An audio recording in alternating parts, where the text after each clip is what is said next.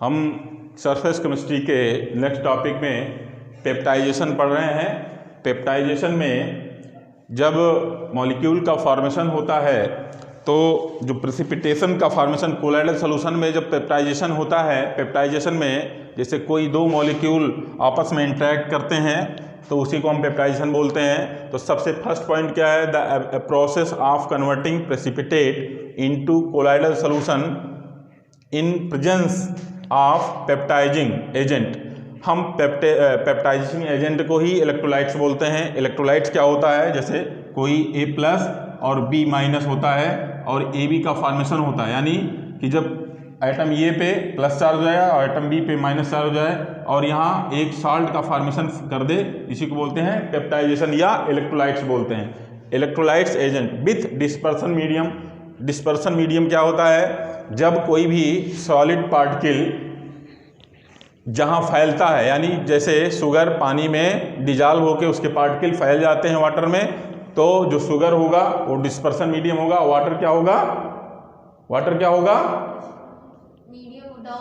हाँ, सॉल्वेंट होगा। हाँ, वाटर डिस्पर्सन मीडियम होगा, शुगर डिस्पर्स मीडियम होगा। दूसरा पॉइंट होगा during peptization the precipitate absorb one of the ion. जो इलेक्ट्रोलाइट्स होते हैं उसको हम कॉमन आयन बोलते हैं। On its surface this causes development of charge either positive या नेगेटिव। जब पॉजिटिव और नेगेटिव किसी भी मॉलिक्यूल में जब प्लस और माइनस इलेक्ट्रोलाइट्स होते हैं उसी को हम प्लस माइनस चार्ज बोलते हैं। अब प्लस माइनस चार्ज जब पार्टिकल पे हो जाते हैं या आइटम में हो जाते हैं तो एक दूसरे के अपोजिट मॉलिक्यूल या आइटम पे इंटरेक्ट करते हैं। अब एग्जांपल इसमें देख लीजिए। When dilute solution of AgNO3 is added to dilute solution excess Ki। ये एक्सेस में रखा गया है। देखिए AgNO3 प्लस Ki एक्सेस में है। अब ये क्या करता है? Ag+ में और NO3 माइनस में कन्वर्ट होगा और K+ और I माइनस में होगा। ये क्लियर है? क्यों? क्योंकि ये I जो है हैलोजन फैमिली का है और ये हमेशा I यानी माइनस में ही होगा। तो जो माइनस में होगा तो दूसरा उसका जो आइटम जुड़ा है वो प्लस में होगा। क्या होगा? अब इसको हम क्या बोलेंगे? इलेक्ट्रोलाइट्स बोलेंगे। इसलिए इलेक्ट्रोलाइट बोलेंगे क्योंकि I अगर है कहीं फ्लोरीन, क्लोरीन, ब्रोमीन, आयोडीन कहीं है तो वो हमेशा क्या करेगा? कन्वर्ट कर देगा, चार्ज कन्वर्ट करेगा। चार्ज कन्वर्ट यहाँ माइनस हो जाएगा, प्लस हो जाएगा। अब जब ये कहीं सोल्यूशन में मिलाया जाएगा, मान लीजिए NO3 का कहीं है वहाँ है, तो ये क्या होगा? प्लस माइनस में ऑलरेडी ये कन्वर्ट हो जाएगा जहाँ हाइड्रोजन फैमिली होगा। अब ये क्या करेगा? इस पे अटैक करेगा, इस पे जाएगा।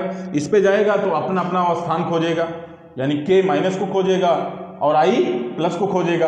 तो ये इसको क्या बोलेंगे? इलेक्ट्रोलाइट्स। इलेक्ट्रोलाइट्स किस में है? एक्सेस में है। तो एक्सेस में है तो ये इसको क्या करेगा? ब्रेक करेगा। ब्रेक किया तो इसका प्लस वाला पार्ट माइनस से इससे जुड़ जाएगा और माइनस वाला पार्ट प्लस से जुड़ जाएगा। फॉर्मेशन क्या होगा? AgI, सेलुलर आयोडाइड बोलते हैं। और इसका क्या होगा? KNO3 होगा। ठीक, क्लियर हुआ? जो प्रेसिपिटेट का फॉर्मेशन होता है AgI का फॉर्मेशन होता है।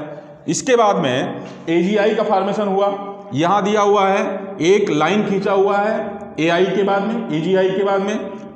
ये I यहां क्यों आया है? इसलिए आया है कि जब फॉर्मेशन हो जाता है तो फोर्स खत्म नहीं होता है, फोर्स लगता है।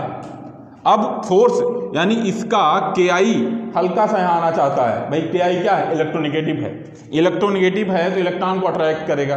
फॉर्मेशन हो चुका है लेकिन जो Ki एक्सेस में है, I बचा होगा कहीं, I बचा है ना। अगर एक्सेस मात्रा में है तो सब न्यूट्रलाइज तो नहीं हुए होंगे, कुछ तो बचे होंगे। तो जो बचा है वो इंटरेक्ट करता होगा, तो इंटरेक्ट करेगा तो I का पार्ट गिलाया होगा, बॉन्ड बना नहीं सकता है क्योंकि बन चुका है। और जब I आया होगा तो K भी आया होगा इसको न्यूट्रलाइज करने के लिए।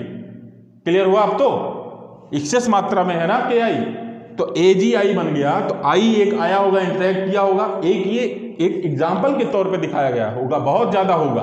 जब आप लैबोरेटरी में इसको करोगे या एक सिंथेसिस के रूप में करोगे तो वो एक तरीका बताया गया है कि AgI का फॉर्मेशन हो गया, यहाँ एक्सेस मात्रा में है तो Ki आया होगा। भाई कौन जाएगा? कहीं चोरी करेगा तो चोर ही जाएगा ना। तो I आया है इसका मतलब इलेक्ट्रॉन की नीड है। I आया होगा तो इसको न्यूट्रल करने के लिए कौन आएगा? उसके साथी तो आएगा कि एक गया तो एक और आ जाएगा। तो यहाँ I आया तो I को न्यूट्रलाइज करने के लिए देखिए बन नहीं सकता, डॉटेड स्ट्रक्चर से दिखाया गया है। वीक फोर्स है, आई आया तो उसको न्यूट्रलाइज करने के लिए के प्लस भी आ गया होगा।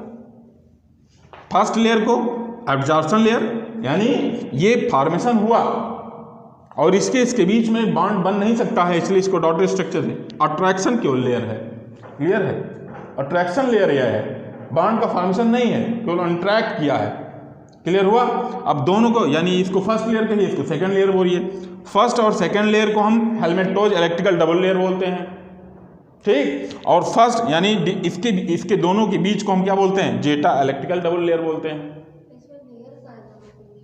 जेटा डिफरेंस, इसके बीच का जो डिफरेंस है, कुछ तो लेंथ होगा ना, दोनों के बीच का जो लेंथ है, डिफरेंस है, उसको हम जेटा इलेक्ट्रिकल डबल लेयर बोलते हैं, ठीक है, क्लियर हुआ।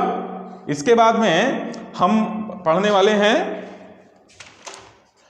प्यूरिफिकेशन।